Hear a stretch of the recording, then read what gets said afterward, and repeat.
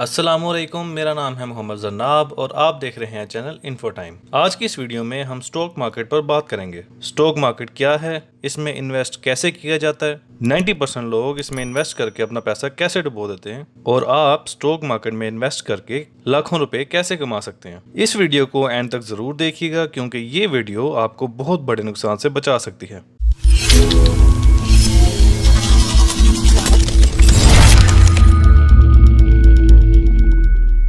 Video को शुरू करने से पहले अगर आप लोगों ने अभी तक चैनल सब्सक्राइब नहीं किया तो प्लीज इस चैनल को सब्सक्राइब कीजिए और बेल आइकन को जरूर प्रेस कीजिए। स्टॉक एक कंपनी की ओनरशिप यानी मलकियत में हिस्से को कहते हैं। जैसे एक घर की मलकियत में कई लोगों का हिस्सा हो सकता है, वैसे एक कंपनी की मलकियत में भी कई लोगों का हिस्सा होता है और इस हिस्से को स्टॉक कहते हैं। स्टॉक को जिस यूनिट में मेजर किया जाता है उस यूनिट को शेयर कहते हैं, यानी जिसके पास जितने ज्यादा शेयर होंगे उसका मलकियत में हिस्सा उतना ही ज्यादा होगा। स्टॉक के मेनली दो टाइप्स होते हैं, कॉमन स्टॉक और प्रेफर्ड स्टॉक। कॉमन स्टॉक में वोटिंग राइट्स होते हैं जबकि प्रेफर्ड स्टॉक में वोटिंग राइट्स नहीं होते। जब आपके पास वोटिंग राइट्स हों तो आप कंपनी के बोर्ड ऑफ डायरेक्टर्स के इलेक्शंस, कंपनी के मर्जर्स और दूसरे फाइनेंशियल डिसीजंस में वोट कर सकते हैं। जबकि प्रेफर्ड स्टॉक में वोटिंग राइट्स नहीं होते लेकिन इन पर डिविडेंड कॉमन स्टॉक के मुकाबले पहले मिलती है। यानी अगर कंपनी ने 1 लाख प्रॉफिट शेयर होल्डर्स में डिस्ट्रीब्यूट किया है तो पहले ये प्रॉफिट प्रेफर्ड स्टॉक होल्डर्स को दिया जाएगा, फिर उसके बाद जितनी अमाउंट बच जाएगी उसको तमाम कॉमन स्टॉक होल्डर्स में डिवाइड किया जाएगा। स्टॉक्स को जिस यूनिट में डील किया जाता है उसको शेयर कहा जाता है और जो कोई भी शेयर्स परचेज करता है उसको शेयर होल्डर कहा जाता है। एक कंपनी को ग्रो करने के लिए पैसे चाहिए होते हैं और वो ये पैसे शेयर इशू करके हासिल करती है। लोग ये शेयर परचेज करते हैं, कंपनी को पैसे मिल जाते हैं और लोग उस कंपनी के शेयर होल्डर बन जाते हैं। शेयर होल्डर बनने के बाद अगर कंपनी को प्रॉफिट हो तो वो इस प्रॉफिट में से कुछ हिस्सा शेयर होल्डर के साथ शेयर करती है। इस प्रॉफिट को डिविडेंड कहा जाता है और इस प्रॉफिट को शेयर करने की वजह से कंपनी के शेयर्स की वैल्यू बढ़ जाती है। यानी अगर एक शेयर पहले 10 रुपीज का था तो अब उसकी वैल्यू बढ़ के 11 रुपीज या 12 रुपीज हो जाएगी, depending upon the amount of profit जो कि कंपनी ने शेयर होल्डर्स में डिस्ट्रीब्यूट किया हो। अब अगर शेयर होल्डर चाहे तो अपने सारे शेयर्स सेल करके प्रॉफिट कमा सकता है, या फिर वो ये भी कर सकता है कि वो इनको अपने पास ही रखे और मजीद प्राइस इंक्रीज होने का वेट करे ताकि जब प्राइस इंक्रीज हो तो इसे तब सेल किया जाए ताकि वो अपना प्रॉफिट मैक्सिमाइज कर सके। एक कंपनी ने जब पहली दफा शेयर्स इशू करने हो तो वो सिक्योरिटीज एंड एक्सचेंज कमीशन और स्टॉक मार्केट की फॉर्मेलिटीज को पूरा करके अपना नाम स्टॉक एक्सचेंज में रजिस्टर करवाती है। स्टॉक एक्सचेंज स्टॉक मार्केट होती है और हर मार्केट की तरह यहाँ भी ट्रेड करने के लिए बायर्स और सेलर्स मौजूद होते हैं जो शेयर्स में या करेंसी में ट्रेड करते हैं।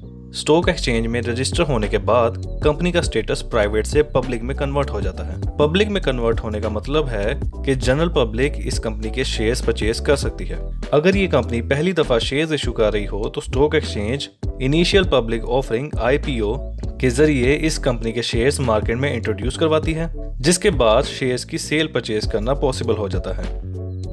जब स्टॉक मार्केट में शेयर्स की डीलिंग शुरू हो जाती है तो इसकी प्राइस फ्लक्चुएट होती रहती है। इसकी कई वजूहात हैं। शेयर होल्डर्स के रूमर्स फैलाने, कंपनी से रिलेटेड गवर्नमेंट के फैसले और कंपनी की एनुअल रिपोर्ट में कंपनी की परफॉर्मेंस इन वजूहात में शामिल हैं। अगर शेयर होल्डर को ये लगे कि गवर्नमेंट के किसी फैसले की वजह से या किसी रूमर की वजह से या पूर परफॉर्मेंस की वजह से कंपनी के शेयर की वैल्यू फ्यूचर में कम हो सकती है तो शेयर होल्डर्स शेयर्स को बेचना शुरू कर देते हैं। मीनवाइल जो लोग इनको परचेज करते हैं वो इन रूमर्स के फैलने की वजह से इन शेयर्स को कम प्राइस पर परचेज करता है। जब शेयर होल्डर शेयर को सेल करता है तो परचेज करने वाला अपनी परचेज प्राइस बताता है जिस पर वो ये शेयर्स परचेज करेगा। वो प्राइस वैल्यू से कम भी हो सकती है और वैल्यू से ज्यादा भी। जब एक डील हो जाती है और एक कंपनी का शेयर सक्सेसफुली ट्रेड हो जाता है तो वो लेटेस्ट प्राइस जिस पर वो शेयर ट्रेड हुआ होता है उसको रिकॉर्ड कर लिया जाता है और उसके बाद उस कंपनी के हर शेयर की वैल्यू वही सेट हो जाती है तब तक जब तक कोई न्यू ट्रेड ना हो और न्यू वैल्यू ना आ जाए। उसके बाद जब भी इस शेयर में ट्रेड होगी तो फिर से न्यू प्राइस रिकॉर्ड होगी और इस वजह से प्राइस फ्लक्चुएट करेगी। इसी तरह अगर ज्यादा लोग शेयर्स परचेज कर रहे हों तो ये रूमर फैलता है कि कंपनी में प्रॉफिट होने वाला है जिसकी वजह से प्राइस में इंक्रीज आता है।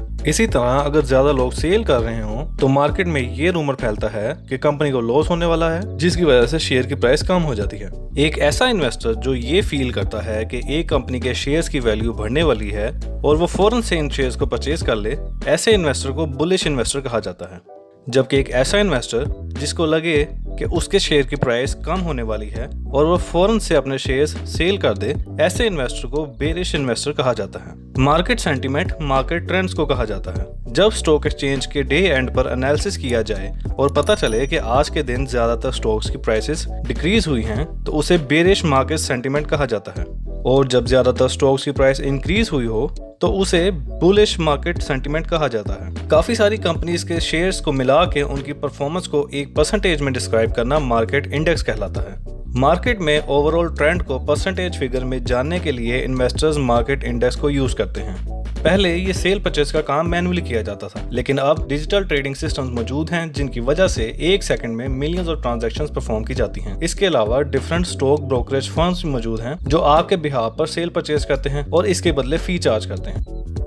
स्टॉक मार्केट के अलावा भी इन्वेस्टमेंट के बहुत से ऑप्शंस मौजूद हैं, जैसे bank, currency, property, gold etcetera. इसके बाद ये क्वेश्चन रेज होता है कि इन सब ऑप्शंस को छोड़कर इतने रिस्की एनवायरनमेंट में इन्वेस्ट क्यों किया जाए। इसका आंसर बहुत सिंपल और वो ये है कि अगर आप ठीक तरीके से स्टॉक्स को एनालाइज करके इन्वेस्ट करें तो आपको अपनी इन्वेस्टमेंट पर जो रिटर्न आएगा वो इन सब ऑप्शन से कहीं ज्यादा हो। शेयर्स के केस में एक कंपनी जितना प्रॉफिट अर्न करे उसके हिसाब से आपको प्रॉफिट मिलता है। ये प्रॉफिट गोल्ड, बैंक और दूसरे ऑप्शंस के दिए जाने वाले प्रॉफिट रेट से काफी ज्यादा भी हो सकता है और उनके जितना भी। शेयर्स में ट्रेड करने के लिए आप किसी भी स्टॉक ब्रोकर या स्टॉक ब्रोकरेज फर्म के पास अपना अकाउंट ओपन करवाएंगे। अकाउंट ओपन होने के बाद आप खुद भी शेयर्स में ट्रेड कर सकते हैं और आप ब्रोकर को भी अपने बिहाफ पर इन्वेस्ट करने का कह सकते हैं। स्टॉक ब्रोकर्स आपकी हर ट्रेड पर फी चार्ज करेंगे और कुछ टैक्स डिडक्ट करके आपका प्रॉफिट आपके अकाउंट में डिपॉजिट कर देंगे, जिसे आप जब चाहे निकलवा सकेंगे। इन्वेस्टमेंट के लिहाज से हमेशा इस चीज का ख्याल रखना चाहिए कि पहली दफा आपको उतनी अमाउंट इन्वेस्ट करनी चाहिए कि जितनी अगर चली भी जाए तो आपको ज्यादा नुकसान महसूस ना हो। कंपनी की एनुअल रिपोर्ट्स को पढ़ के या डिफरेंट फाइनेंशियल रेशियोज को यूटिलाइज करते हुए आप ये देख सकते हैं कि कंपनी में इन्वेस्ट करना ठीक रहेगा या नहीं। इन फाइनेंशियल रेशियोज में सबसे ज्यादा यूज होने वाली ratio price to earning PE ratio है। इस रेशियो के मुताबिक एक शेयर की प्राइस को इस पर होने वाले प्रॉफिट से कंपेयर किया जाता है। रेशियोज और बाकी के टूल्स आपको एक एस्टिमेट दे सकते हैं कि आने वाले दिनों में प्राइस कम होगी या ज्यादा, लेकिन इसके बावजूद रिस्क का एलिमेंट हमेशा स्टॉक मार्केट में रहता है। स्टॉक मार्केट में इन्वेस्ट करने के लिए एक बहुत फेमस बुक मौजूद है जिसका नाम इंटेलिजेंट इन्वेस्टर है। इसका लिंक डिस्क्रिप्शन में दिया गया है। वैसे तो इन्वेस्टमेंट पर बहुत सारी बुक्स मौजूद हैं, लेकिन इन्वेस्टमेंट के लिहाज से अभी भी इस बुक को सबसे बेहतर समझा जाता है।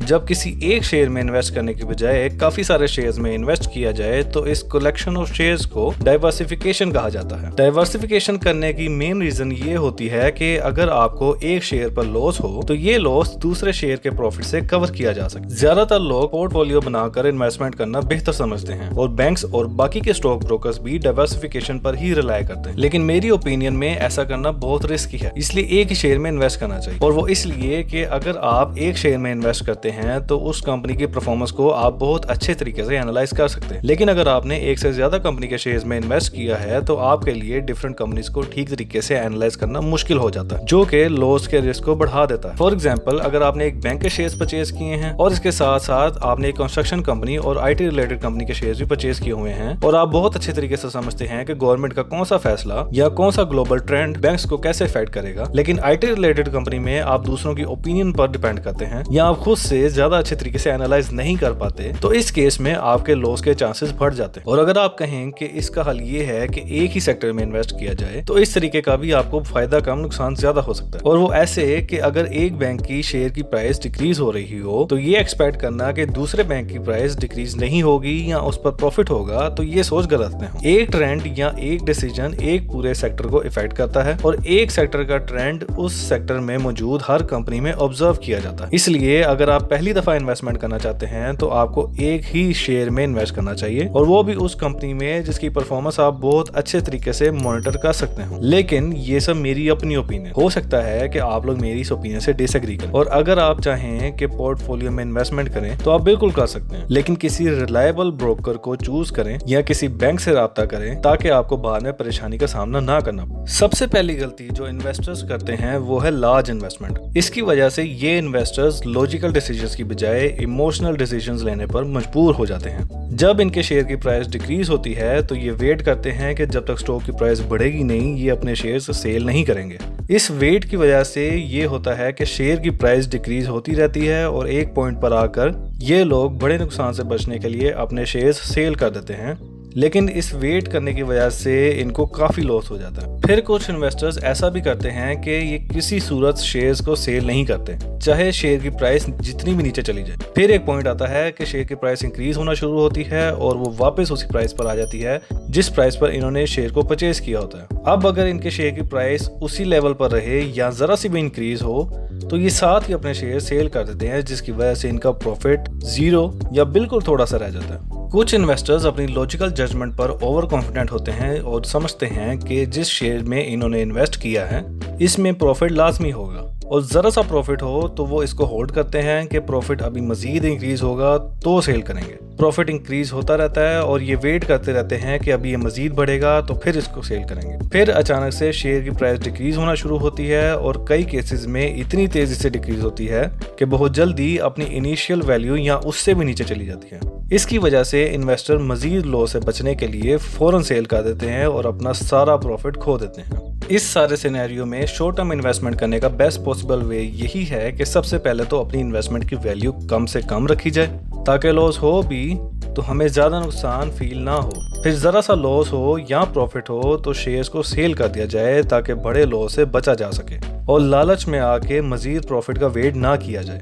लॉन्ग टर्म इन्वेस्टमेंट के लिए आपको चाहिए कि सबसे पहले कंपनी की परफॉर्मेंस को इवैल्यूएट करने के लिए डिफरेंट रेशोज और स्टैटिस्टिकल टूल्स को यूटिलाइज करें और इन टूल्स के इफेक्ट्स के बारे में अपनी अंडरस्टैंडिंग को इंक्रीज करें ताकि आपको पता चल सके कि कौन सी रेशो का क्या मतलब है और आपको आगे कैसे चलना चाहिए। इन टूल्स के जरिए आप ये पता लगा सकते हैं कि शेयर अभी जिस प्राइस पर सेल हो रहा है क्या कंपनी की वैल्यू भी इतनी ही है या इससे ज़्यादा है।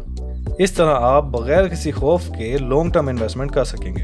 तो दोस्तों ये थी आज की वीडियो। अगर आप लोगों को मेरी ये वीडियो पसंद आई तो इस वीडियो को लाइक कीजिएगा, चैनल को सब्सक्राइब कीजिएगा और बेल आइकन को जरूर प्रेस कीजिएगा। Thank you.